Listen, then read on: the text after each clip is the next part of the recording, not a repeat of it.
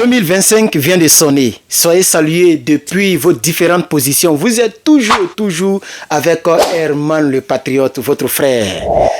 Chers parents, amis et frères dans le combat, aujourd'hui, le doyen Shogel Kokala Maïga est dans des problèmes. Adama, qu'est-ce qui n'a pas marché? Le doyen Shogel, je ne sais pas si vous êtes au courant, mais on vient de m'informer depuis Bamako, depuis le Mali. Le doyen, l'ex-premier ministre Shogel Kokala Maïga est dans les problèmes. Il est dans les problèmes. Chers parents, amis et frères dans le combat, je vous salue, je vous resalue. Je voudrais remercier, je vais dire son prénom. Merci beaucoup, monsieur Elinam, pour les 50 € dans notre Lecce. Vraiment, merci beaucoup. Vous êtes la première personne à soutenir Herman le Patriote dans notre Lecce pour notre travail. Voilà, la liste est déjà dressée, chers parents, amis et frères. Vous allez voir ce que vous allez voir. Mais pour l'heure, après le remerciement de monsieur ou madame Elinam, merci beaucoup. Nous allons partir dans l'information, chers parents, amis et frères. Malheureusement, le doyen Shogel Kokala Maïga est accusé de détournement de fonds. Shogel Kokala Maïga aurait volé l'argent, aurait détourné les fonds alloués à la primature pour des fins vraiment personnelles ou pour des fins que nous allons découvrir. Je voudrais vous en informer. Nous sommes là, nous ne sommes pas là pour salir quelqu'un, mes chers parents, amis et frères. Le combat, c'est le combat. Celui qui est sale, son nom va sortir. Celui qui est propre, son nom va sortir. Vous savez que Herman le Patriote, généralement, j'aime pas trop m'appesantir sur la vie des gens, mais là, on dit détournement de fonds publics, de fonds de l'État, et automatiquement, nous sommes obligés d'en parler. Je voudrais donc m'excuser pour toutes les personnes qui ont un amour sérieux pour notre doyen, et je continuerai de l'appeler notre doyen Shogel Kokala Maïga. Je voudrais vous m'excuser auprès de vous, mais l'information, c'est l'information. Alors donc, pour ceux qui ne le savent pas, le premier ministre ou l'ancien premier ministre est accusé par le BVG. Le BVG, c'est le bureau de vérificateur général du Mali. Voilà, le bureau de vérification générale, du Mali.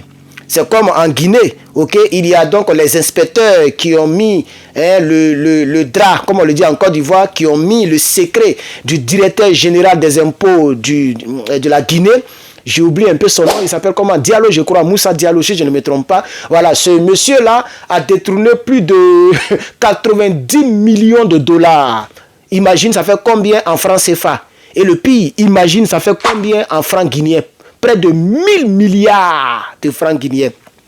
Vous voyez, c'est beaucoup d'argent. Il a volé des milliards et des milliards en francs CFA, des millions en dollars et des millions. Donc, il y a chaque fin d'année, il y a donc ce genre de bureaux-là, les inspecteurs, les bureaux de vérification, etc., qui font donc le bilan des sommes allouées à chaque particule de l'État, chaque partie de l'État, les sommes allouées, et on voit les sommes qui sont dépensées et les sommes qui devraient rester.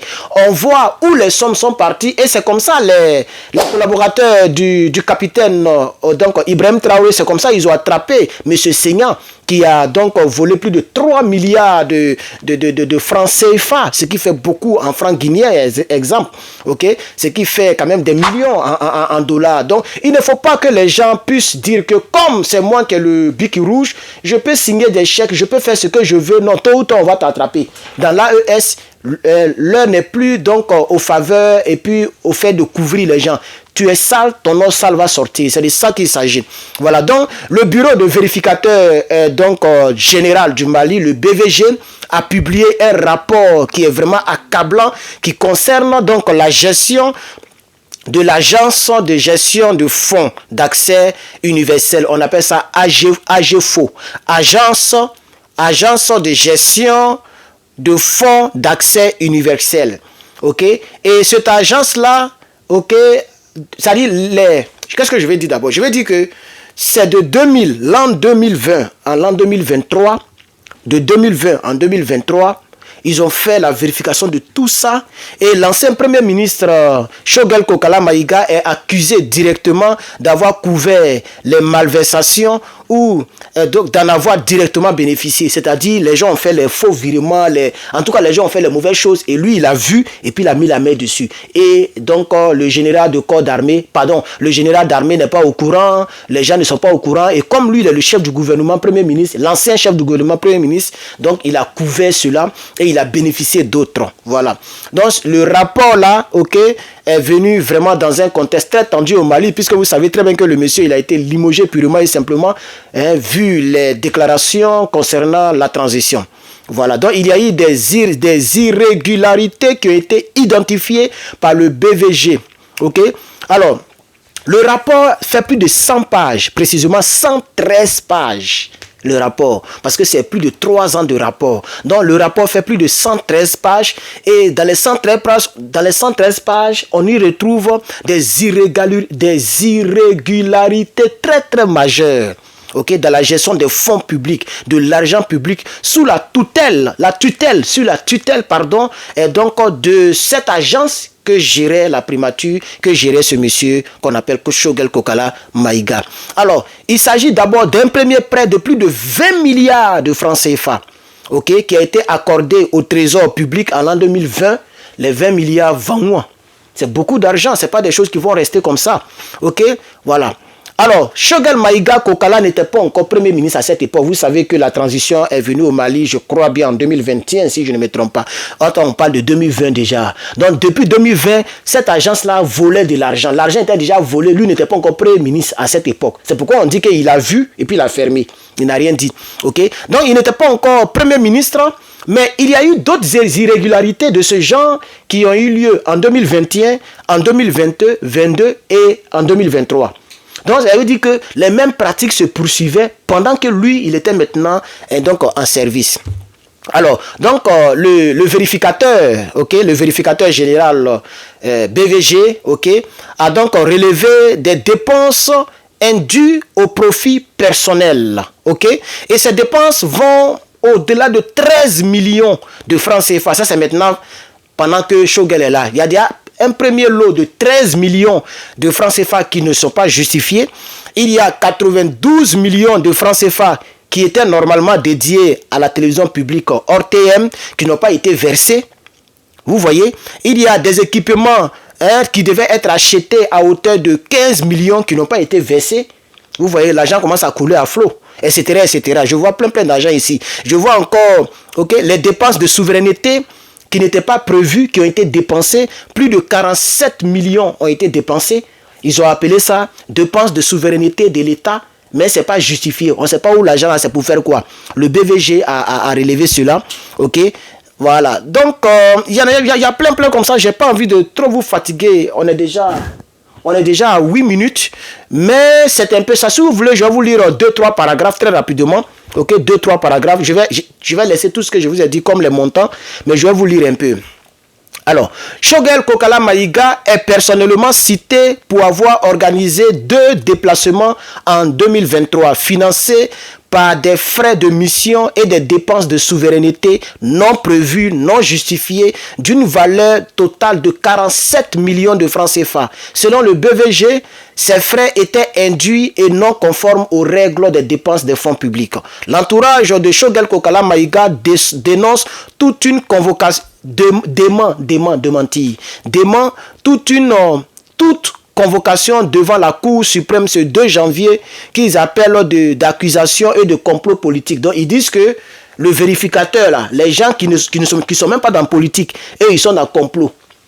Pour l'instant, je ne vais pas faire l'infoanalyse. Je vais simplement vous donner l'information. Je n'ai pas envie de trop parler. On va voir le déroulement de l'affaire. Parce que dans l'AES, rien ne reste impuni. Si tu es passif de justice, tu vas passer devant les barreaux. Et c'est là-bas les vraies justifications vont se faire. Donc pour l'instant, je vous donne l'information sans l'infoanalyser. Alors voilà ce que Shogel Maïga a dit. Il dit, moi j'ai une conscience claire, avait-il déclaré lors d'une réunion en décembre dernier. Pourtant, les faits dénoncés par le BVG ont été transmis à la section de compte de la Cour suprême, ce qui pourrait entraîner des poursuites judiciaires. Donc ça veut dire quoi? Lui, il dit la conscience tranquille. Mais le vrai problème, c'est que le BVG n'est pas allé voir le général d'armée, Assimi Goïta. Le BVG est allé directement devant la Cour suprême du Mali. Voilà, c'est là-bas qu'ils sont allés se plaindre. C'est pourquoi je dis que je ne vais pas faire l'infoanalyse, je vais simplement vous donner l'information. Parce que quand vous dites que c'est un complot politique, mais est-ce que BVG là, c'est les politiciens?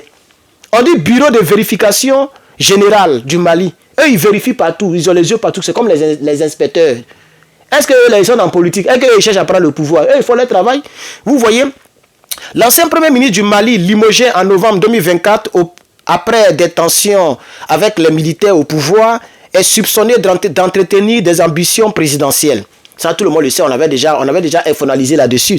Okay? Tout ce qu'il a fait, les bavardages là, c'était juste qu'il voulait que Assimi Goïta va s'asseoir. Malheureusement, maintenant, il est maintenant très très loin. On parle même plus de lui. Quand on parle de lui, c'est scandale maintenant. Vous voyez, c'est comme ça dans la vie. S'il était calme avec ceux-là, peut-être tout ça n'allait pas sortir. Mais même si ça sortait, peut-être que c'était mieux. Il était toujours dans la lutte. Voilà. Bon, donc, je vais m'arrêter là. Nous sommes déjà à 10 minutes. Je vais m'arrêter là. Alors, donc, chers parents, amis et frères, voici l'information que je voulais apporter à votre connaissance. Pour toutes les personnes qui ne me connaissent pas, je m'appelle Herman le Patriote. Voilà, si tu es d'accord que je sois en vie comme toi, si tu es content de me voir traverser toute cette nouvelle année avec toi, il faut mettre en commentaire Herman le Patriote. C'est fort, c'est fort. Alors, pour toutes les personnes qui ne le savent pas aussi, ceci, c'est mon t-shirt. Voilà que je porte, c'est mon t-shirt du combat. Ça s'appelle le NRP, Nouvelle Révolution Panafricaine. Il y a un coup de poing dedans et il y a les couleurs panafricaines qui sont dedans. Pour toutes les personnes qui veulent ce t-shirt 100% coton, 100% coton, nous avons vendu plus de 600 exemplaires déjà, par la grâce de Dieu. Merci à toutes les personnes qui commentent. Donc, pour toutes les personnes qui veulent le t-shirt, les t-shirts sont disponibles.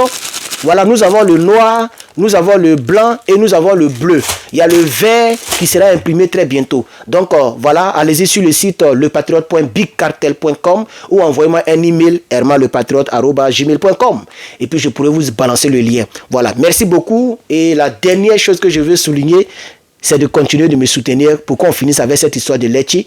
Regardez en description, nous voulons vraiment, le téléphone est Woro. Le téléphone est Woro, la fille est venue, je dois lui remettre son téléphone. C'est avec le téléphone de la fille que j'ai fait toutes ces vidéos ces derniers temps. Mais le téléphone que je prenais, il est vraiment Woro. Ce matin, il s'est allumé, mais il s'éteint, il s'allume, il est fatigué.